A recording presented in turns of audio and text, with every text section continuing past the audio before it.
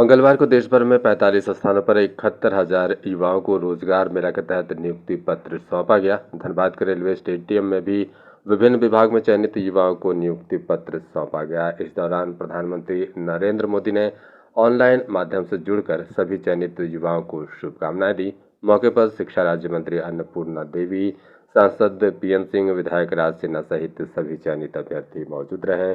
Media को जानकारी देते हुए शिक्षा राज्य मंत्री अन्नपूर्णा देवी ने बताया कि प्रधानमंत्री का 1 साल के भीतर 10 लाख युवाओं को सरकारी नौकरी देने का लक्ष्य है, जिसकी दिशा में लगातार कार्य किया जा रहा है। इसी के तहत आज 5वें रोजगार मेले का आयोजन कर देश भर में 71,000 युवाओं को नियुक्ति पत्र सौंपकर सरकारी नौकरी देने का काम किया गया। साथ ही साथ झारखंड में शिक्षा की स्थिति पर राज्य सरकार पर निशाना साधते हुए उन्होंने कहा कि झारखंड में केंद्र सरकार द्वारा जो फंड आता है उसका सही ढंग से उपयोग नहीं किया जाता है, जिस कारण फंड वापस चला जाता है।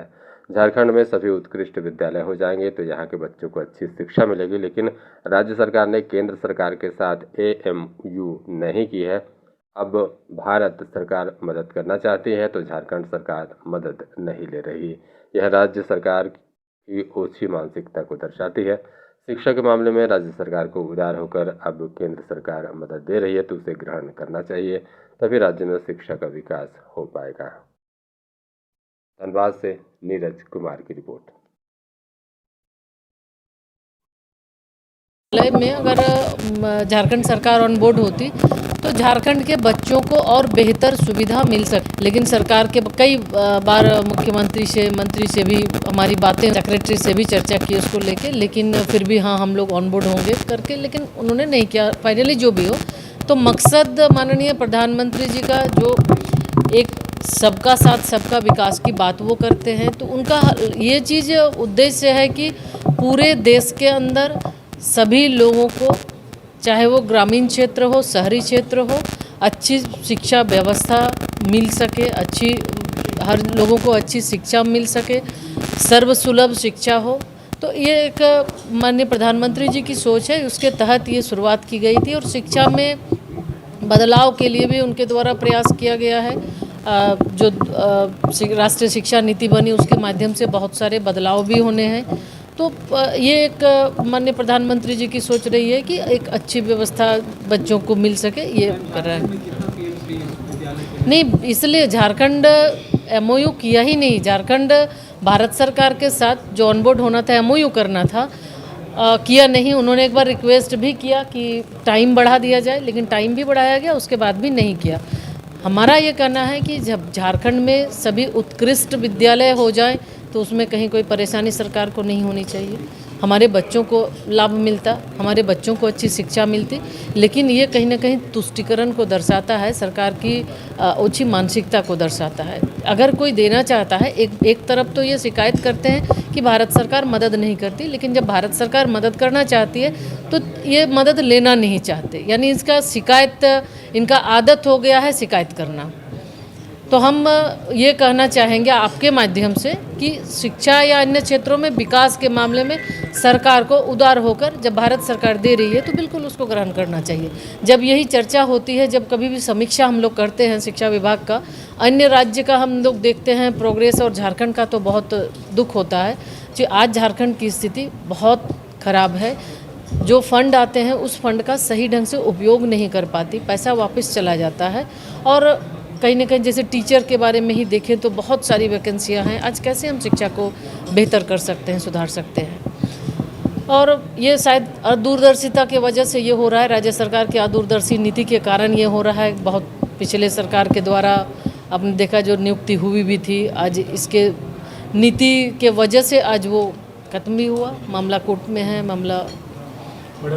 और आज माननीय प्रधानमंत्री जी के प्रति आभार व्यक्त करना चाहेंगे कि आज माननीय प्रधानमंत्री जी ने जो अक्टूबर में घोषणा किया है कि 10 लाख नवयुवकों को, 10 लाख युवाओं को सरकारी नौकरी देंगे। इसके तहत आज 5वां संस्करण, जिसमें धनबाद दूसरी बार आने का हमें अवसर मिला, 71,000 से ज़्यादा लोगों को नियुक्ति पत्र पूरे देश के स्तर पर आज माननीय प्रधानमंत्री जी ने दिया।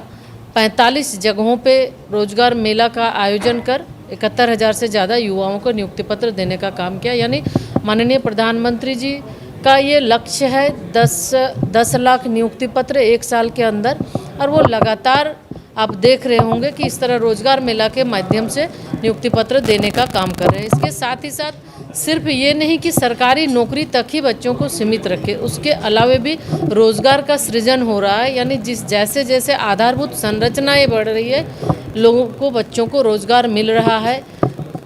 Startup India, stand up India, मुद्रा लोन और के माध्यम से भी हमारे युवा को रोजगार मिल रहा है। तो हर तरह की संभावनाएं भारत सरकार में लगातार ये 9 वर्ष पूरा होने के क्रम में है, और माननीय प्रधानमंत्री जी की ये सोच है कि कैसे हमारा देश विकसित हो, हमारे युवा स्वावलंबी हो, हमारे युवा आत्मनिर्भर हो, और ताकि जब शताब्दी वर्ष मनाए तो जो विकसित भारत की कल्पना है, हम उस कल्पना में हम पहुँचे। मैम, आप राष्ट्रीय उपाध्यक्ष भी हैं पार्टी के। नहीं, कर्नाटक चुनावी आपके क्या कहेंगे, आप क्या कारण? नहीं, देखिए, सबसे पहले तो एक तो जो जनता का जनादेश है, जनादेश को मानते हैं, और निश्चित रूप से पार्टी इसकी भी समीक्षा करेगी।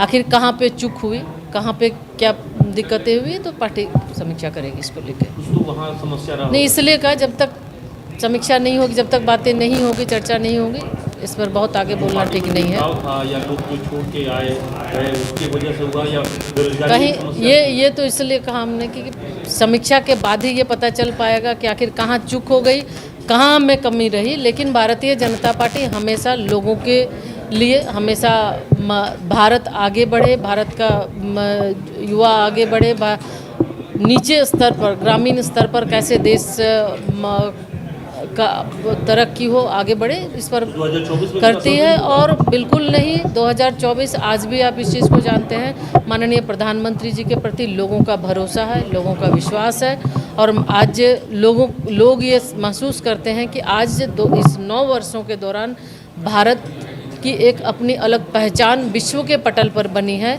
और भारत के प्रधानमंत्री पूरे विश्व के सबसे लोकप्रिय नेता के रूप में उभरे हैं, और आज कहीं न कहीं पूरे विश्व का भरोसा भारत पर है। इसलिए आज किसी भी तरह की कोई, अगर आप पूरे विश्व के पटल पर कोई परेशानी, कोई बात होती है, तो सबकी निगाहें भारत पर होती है, भारत के प्रधानमंत्री क्या बोलेंगे। तो निश्चित तौर पर कहीं हम